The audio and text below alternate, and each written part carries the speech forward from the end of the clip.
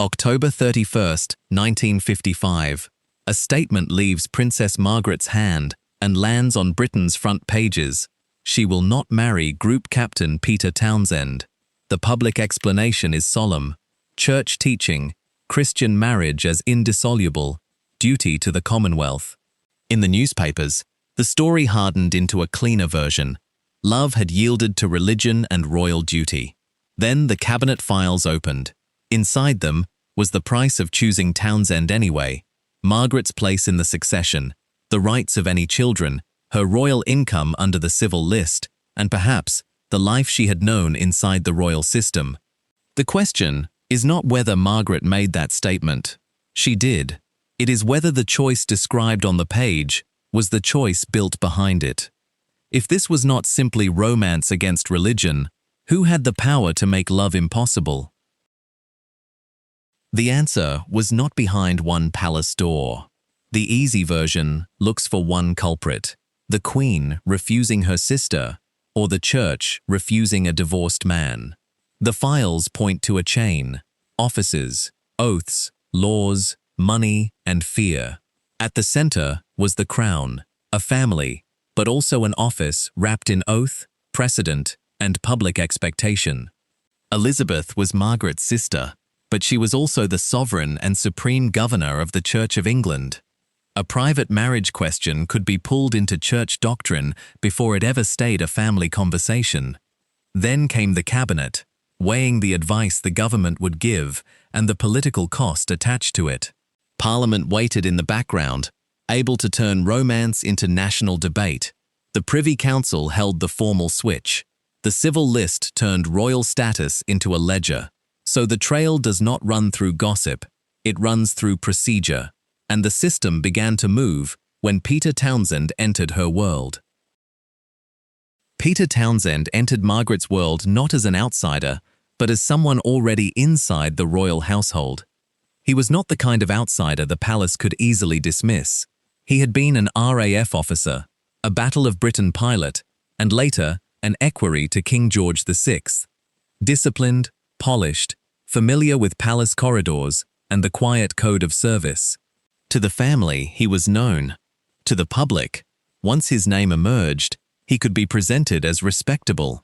Margaret was one of the most watched young women in Britain. The king's younger daughter was glamorous, sharp, photographed at theatres and ceremonies, close enough to the throne to matter, but not expected to carry its full burden. That made her appear freer than Elizabeth, but also less protected by the throne's formal purpose. When affection grew between Margaret and Townsend, the danger was not that he was obscure or dishonorable. The danger was one line in his biography. Townsend was divorced. His former wife, Rosemary Paul, was still living. In ordinary early 1950s Britain, that was socially complicated. Inside the royal family, it became constitutional and religious. The Church of England's teaching at the time treated marriage as indissoluble, and remarriage after divorce, while a former spouse lived, stood against that doctrine. Elizabeth was not only Margaret's sister, she was the supreme governor of that church. A beloved princess marrying a divorced man would not only challenge palace taste, it would ask the crown to bless publicly what the church still refused to bless religiously. The human problem was painfully simple. Margaret wanted to marry the man she loved. The institutional problem was colder. Who held the legal power to let her? The lever was a law written long before Margaret was born. The Royal Marriages Act of 1772 came from an older royal panic, the fear that members of the king's family might marry in ways that embarrassed the crown or complicated the succession. In the early 1950s, that old law made Margaret's private future a matter of state. Under the Act, Margaret could not simply marry while she was under 25. She needed the sovereign's consent. Because the sovereign was now her sister, Elizabeth was being asked to approve a marriage that collided with the doctrine of the church she governed. The law turned time itself into a barrier. Margaret was 22 when the crisis became public in 1953. Her 25th birthday would not come until August 21, 1955. To the outside world, that date looked like freedom.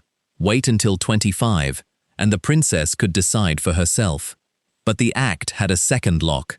After 25, Margaret could proceed without the Queen's consent, only by giving formal notice to the Privy Council. Parliament then had a year in which it could object. If both houses opposed the marriage within that year, the door could still close. So age 25 did not remove the state from Margaret's love life. It changed which part of the state held the lever. Before 25, the question was royal consent. After 25, it became Privy Council notice, parliamentary scrutiny, press storms, church pressure, and another 12 months of uncertainty. That is why the 1772 Act mattered. It did not make the marriage impossible by itself. It made delay official, and once delay was official, distance could be dressed as procedure. In 1953, the waiting room became a line on a map. Peter Townsend was appointed Air Attaché at the British Embassy in Brussels. On paper, this was a diplomatic and military posting, a senior RAF officer representing British air interests abroad. It was not a prison sentence. It was not a kidnapping. The bureaucratic fact is enough. Townsend was moved out of Margaret's daily world. He was no longer a familiar presence in the royal household, no longer close enough for ordinary meetings to become political events, no longer inside the London rhythm where every sighting could feed speculation. Brussels was not the other side of the earth, but in the early 1950s, it was far enough to turn affection into letters, visits into arrangements, and a private relationship into something that had to survive official distance. For the Churchill-era government, the value of that distance was practical. Margaret was still under 25. The Royal Marriages Act still made the sovereign's consent decisive. The newspapers were watching. The church problem had not softened, and the government did not yet have to confront the most dangerous version of the question. What happens if she reaches 25 and still wants to marry him? Sending Townsend to Brussels did not answer that question. It postponed it. Here, institutional power worked through administration, a posting, a calendar, a passport, a diplomatic title. Ministers gained time. The palace gained space. The couple carried the emotional cost. By 1955, Margaret was approaching the threshold the law had created. Townsend could be kept away from the palace, but not from the constitutional problem. If she still intended to marry him, the government would have to move from delay to design. By the time the question returned to London, Churchill was gone and Anthony Eden was Prime Minister. Eden's government inherited a problem distance could no longer manage. Margaret was now old enough for the Royal Marriages Act to enter its next phase, and if she pressed ahead, Parliament could be pulled directly into the royal family's private life. The declassified cabinet papers from 1955 show officials looking for a route through that danger. Not a blessing, a workaround.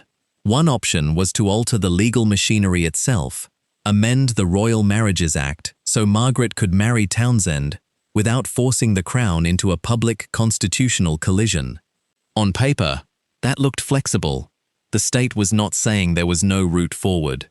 But the route narrowed as it opened. The proposed path depended on Margaret giving up her place in the line of succession. Any children from the marriage would also be kept outside the succession. The marriage could be made legally possible only by separating it from the future of the crown. That is the crucial turn inside the files. The government was not simply asking, can Princess Margaret marry Peter Townsend? It was asking, can she marry him if the monarchy can be protected from the consequences? The romance became a diagram. Margaret's name on the succession ladder, a branch of possible descendants cut away. An old law opened just enough to let her pass through, but only if she left part of herself behind. Once succession was on the table, the next question followed. If Margaret stepped out of that royal line, what happened to the money attached to standing inside it? This is where the succession ladder becomes a ledger. Under the civil list arrangements set in 1952, Princess Margaret received an annual parliamentary allowance of £6,000. If she married in the normal royal way, that allowance was expected to rise to £15,000 a year. This was not private pocket money in the modern sense. It supported a working royal life, staff, clothes, travel, public duties, and the apparatus that made a princess visible as a princess. Cabinet papers and later reporting on the declassified files show that if Margaret married Townsend under the proposed workaround, that support would not simply continue as before. The bargain that cut her out of the succession also threatened to cut her out of the public funding attached to her position. Then the price of yes began to stack. Renounce her place in the line of succession, exclude any children with Townsend from that line, lose the financial support Parliament had assigned to her as a royal princess, and, in practical terms, accept a life much further from the center of the institution that had shaped every day she had known. That does not mean Margaret would have been left with nothing. She was not being asked to walk into literal destitution, but for a woman born inside the crown, money was not only money. It meant status, household, access, duty, permission, belonging. The ultimatum worked because it did not have to sound like an order. It could say, "You may marry him, but only if the marriage is cut away from the crown, legally, financially, dynastically, and socially." That is the hidden weight beneath the public language of conscience. Margaret spoke as a person making a decision, but she was making it inside a room whose exits had been measured, priced, and narrowed by the state. The question was no longer simply whether she loved Peter Townsend enough to marry him. It was whether she could survive the institutional cost of saying yes. To the people guarding the monarchy, Margaret's case was never only one marriage. It arrived with a date burned into institutional memory, 1936. Less than 20 years earlier, Edward IV had chosen marriage to Wallis Simpson over the throne. The circumstances were not identical. Margaret was not the sovereign, and she was not being asked to abdicate a crown she wore. But the emotional shape was familiar enough to alarm the system. A royal love affair, a divorced partner with a living former spouse, the church in opposition, newspapers watching, ministers calculating the damage. For the monarchy, 1936 was the warning label stamped across the file. Elizabeth's reign was still young. She had become queen in 1952, crowned in 1953, and was trying to embody continuity after war, imperial transition, and the sudden death of her father. The institution needed her to look steady. A public fight over her sister's marriage would have turned family grief into constitutional spectacle. Then there was the church. As supreme governor of the Church of England, the Queen occupied a role that was not decorative. At the time, church teaching on remarriage after divorce, when a former spouse was still alive, stood against the kind of marriage Margaret wanted. If the Queen appeared to bless it, she risked weakening religious authority tied to the crown. If she refused, she risked looking cruel to her own sister. Parliament made the danger public. After Margaret turned 25, the legal route could move the marriage from palace conversation into parliamentary procedure, speeches, amendments, public positions, and the possibility of a royal family argument becoming a national argument. Precedent mattered too. If Margaret, still close enough to the throne to matter, could marry Townsend and remain fully inside royal life, future exceptions would be harder to deny. The crown feared not only the immediate scandal, but the rule it might create. The harshness had a cold institutional logic. The system looked at Margaret and saw a person. It also saw 1936, the church, parliament, succession, and the next royal crisis that might cite her case. That pressure appeared as boundaries, conditions, delays, ledgers, and draft legislation. A marriage could be permitted, but only if it did not teach the monarchy how to bend. All of that pressure ended on one page released to the public. Margaret did make a choice. Her statement was not meaningless, and she should not be treated as if she had no will of her own. She chose not to force a marriage through the only path left open to her. But by then, that path had been narrowed by law, church doctrine, cabinet planning, parliamentary risk, and the civil list. To marry Townsend was not simply to marry Townsend. It meant stepping away from succession, public funding, and the life that had defined her since birth. That was the price the public statement could not name. It spoke the language of duty, because duty was the language the crown could survive. The private machinery spoke in colder terms: consent, notice, allowances, descendants, precedent.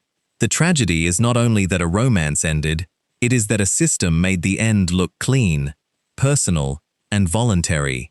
This is how monarchy can protect itself, not always with a command, but with a file, a delay, a condition, a ledger. And when the cabinet papers close, what remains is not a simple villain or a simple victim, but a harder question: what does the crown cost the people born inside it?